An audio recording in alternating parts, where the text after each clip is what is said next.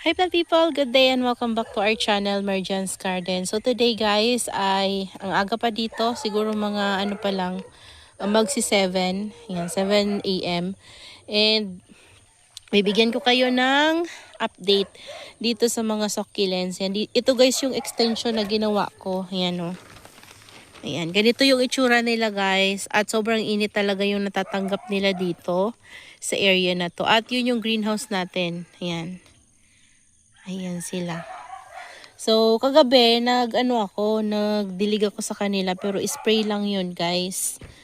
Ayan, kailangan pa rin nila ng water. Hindi pa rin talaga sila, guys, na soak.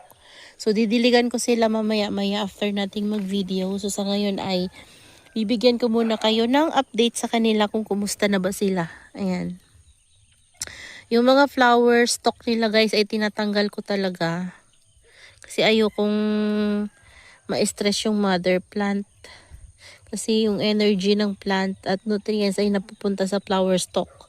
So, tingnan nyo to guys. Nabili ko to ng one head. Tapos, meron siyang small baby before. So, ayan. Ngayon ay malaki na yung baby niya. Tapos, meron siya ditong tumubo.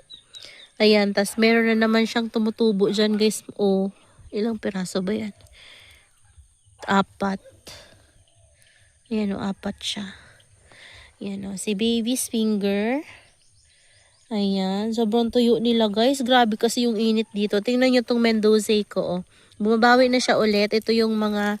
Ay! Yan nyo oh. Oh, hamog lang yan guys. Galing dito sa UV plastic. Yung hamog. So ayan oh. Yung mga babies na yan guys na maliliit. Yan, dahil yan sa mga cuttings natin. Pinugutan ko kasi ito guys. Sobrang ganda nito dati. Kaso nagpropagate ako at namugot. Kaya na ulit siya guys. Na kalbo-kalbo. So ngayon bumabawi na siya. Ayan. Gusto niya dito sa mainit. Hindi siya dyan nasa sunburn. Ito naman yung ating cuttings ng Pretty in Pink dati guys. Ayan o. Ito yung mga babies talaga to na maliliit. Na kinat ko. Ayan o, buhay na sila guys. Lahat stable na. Tapos naglilipro pa ako dyan para mas mapuno yung pot. Tingnan nyo o. Malaki tong pot na to guys o. Tingnan nyo. O, diba? Tapos ito yung mga naka-survive ko from rain or shine. Si Koala. Pumangit ka siya guys. Pero okay na siya ngayon kumpara dati. So, ito yung pinugutan kong Purple Delight. Dati, ayan o, binigyan niya ako ng 3 pups. Ayan. So, si Ghosty, guys. Ayan siya. Kailangan talaga nila, guys, ng dilig. Ito, tingnan nyo, oh. Na siya. Red na yung leaves niya. Tapos, ito na yung update sa mga propagations natin ng mga pups na nakuha ko dun sa succulents natin before. Lumalaki na to, guys, oh. Siguro na natin to, ililipat na natin yung iba sa mga single pot para makahinga naman sila. Pero sa ngayon wala pa akong time guys. Dami ko kasi gagawin guys.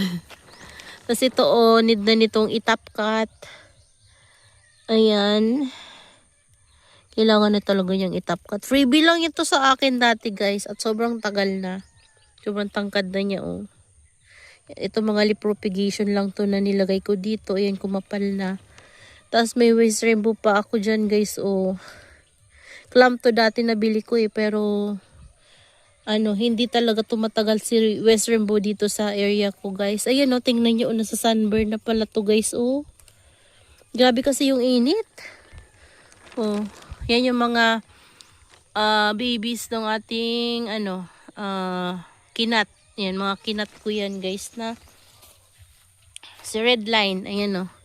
Charan. Didiligin ko talaga sila guys. Ito yung tinapkat natin dati. May problem na talaga yung niya, yung roots niya. Ay, yung stem niya. Kinuha ko na yung babies ito guys. Nilagay ko na dun sa kabila. Ito baby niya pa rin guys. Oh, pero buhay. Yan, lalagyan ko yan dyan ng ibang cuttings. Tingnan nyo may lipropa pa. Ayan. Kulay nila guys oh. Pero sobrang tuyo. Kailangan ka talagang diligin sila guys.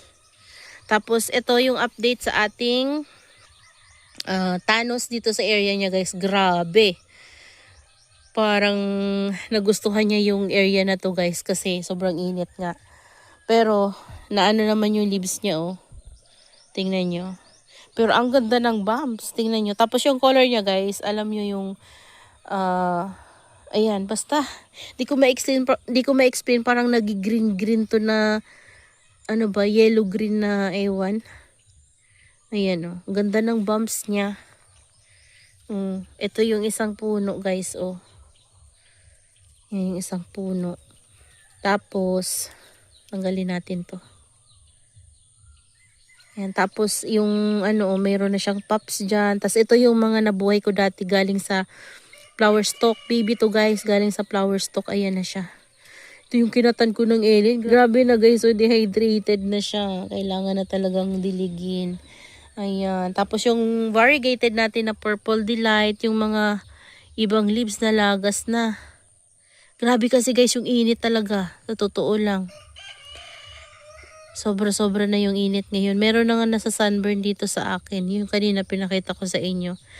Tapos yung Mendoza ko dun sa ano ba tawag dun? Yung sa shell. Ayan. Tapos ito, yan yung update sa kanya guys. Ganda na ng variegation niya dito na area kasi maganda yung sunlight. Ito oh, tingnan nyo guys. Oh. Ang ganda ng form. Yan. Tapos si Dusty Rose. So yan guys yung update dito sa ating plants. Yan sa mga succulents natin. Ito nilagay ko dito, hindi ko pa nadidilig. Ayan oh. Yan, pasok tayo guys dito. Mahirap lang dumaan dito. Didiligin ko sila. Kagabi kasi nag-spray ako guys. Pero hindi ko kasi masyadong makita dito na area. Kasi madilim. Kaya parang nabasa lang sila sa leaves. Hindi ko kasi makita. Ito na yung update guys ha. Pinugutan natin na variegated Luella. Ayan. May mga pops na. Ayan o. Nakikita nyo. Maliliit pa. Ito o. Nasa sunburn o. Diba? So, gagawin ko, itatransfer ko to kung saan ko pwedeng maitago siya. Ayan. Tanggalin natin to. Tapos, ito, yung natin, variegated natin na Tinkerbell. Tapos, this one, ito yung cuttings natin, guys, oh. Ayan, o, diba? Okay naman sila. Ayan, oh, ganda ng kulay nito. Ito yung guys yung mga mga natira ko na lang sa rain or shine dati. Ito talaga guys, oh matutuwa kayo dito. Hindi pa siya gaanong naka-recover kasi 'di ba nalaglagan to nung pot nung natin. Ano ba 'yun? Donkey's tail. Hindi. Monkey's tail ata 'yun, yung cactus. Nalaglag talaga dito. Talagang nabutas yan diyan guys kasi nasira yung dito sa center niya. So, hinayaan ko lang siya. At ito na siya ngayon, oh. Diba? Tingnan nyo naman, guys. Oh, sobrang ganda. Grabe. Tas ito, oh, Mini Bell. Variegated Mini Bell ata. Ang tagal na yan sa akin. Ito din nasa sunburn na, oh. Oh. May na sunburn na talaga, guys. Kailangan ko na, guys, i-transfer itong ating mga donkey still sa area na hindi masyadong mainit. Ano kaya kung ilipat ko siya dun sa orchids area ko guys? Mamaya pag-isipan ko guys after kong silang diligin. Kasi dito nasa sunburn na talaga kasi sobrang init. Ayan oh, ayan. Yung mga casualties natin dito. Tingnan nyo guys oh, biglang boom oh. Lumaki. Ayan, nadiligan ko kasi sila. Ito yung napansin ko agad, lumaki siya, oh. Yan. Ito sila. Tapos ito, yung mga purples natin. Yan, maglilinis ako dito guys, habang maaga pa. Maglilinis ako, mag-aayos ako para maganda silang tingnan. Ayan, ang ganda-ganda nila. Yan, magdidilig ako guys. Ito, na area, diligin ko. Ito, nadilig ko na yan sila kagabi yung dyan na area. Ito, tapos dito na area, oh. Kasi sobrang tuyo, tsaka yung nandoon. Yan, hindi kaya ng spray lang na yung pasada, hindi pwede. Kailangan talagang isok. Ayan. So, ayan guys. Ayun, sira na nga yung greenhouse ko guys. Oh, ayan yung bubong. Pero okay lang, at least meron silang protection ngayong sobrang init. Carry nila yan guys. Ayan yung update guys dito sa ating yung mga laura ko guys. Hindi ko na masyadong maalagaan. Ay, kunin ko to. Ayan nalaglag yung mga leaves. Hindi ko na sila masyadong maalagaan guys. Tingnan nyo Ang dami ng dry leaves. Tapos ang daming parang lumiit kasi iniinuman na nila yung leaves nila guys. Yung lower leaves nila kasi hindi ko nga sila madilig ng maayos. Yan. Kung sagana lang dito guys sa tubig talaga, ang tataba nito.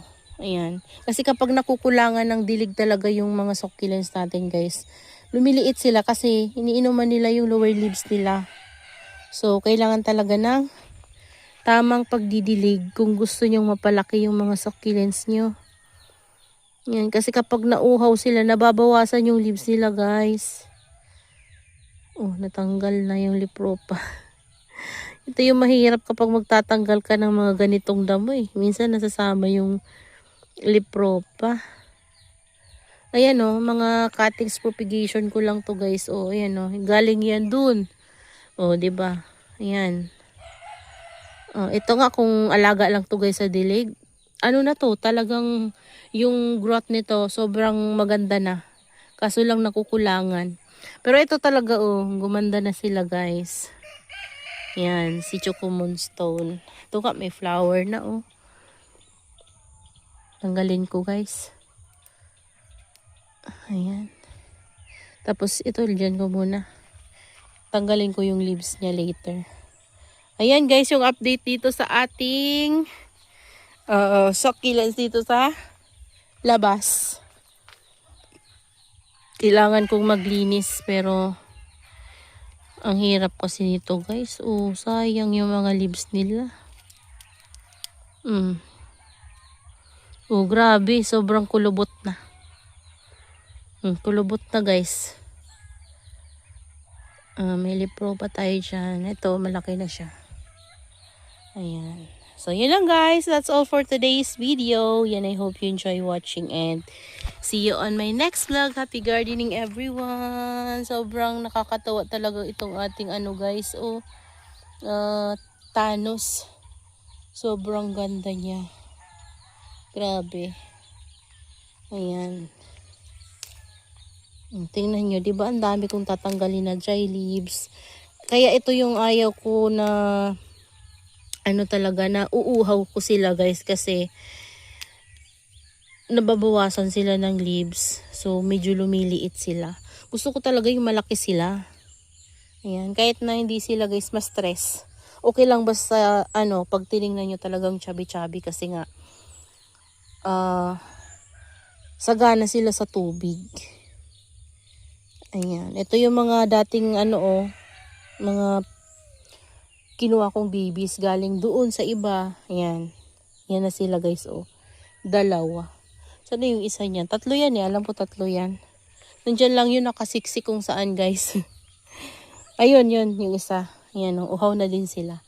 So yan lang guys. Muna ako. Dilig muna ako habang maaga pa. Hindi sila masa-sunburn. So, that's all for today's video guys. And I hope you enjoy watching and see you on my next vlog. Happy gardening everyone. Ito pala guys, hindi ko na-flex sa inyo. Si Kohu. Ganda no? Yan Ito mayroon na naman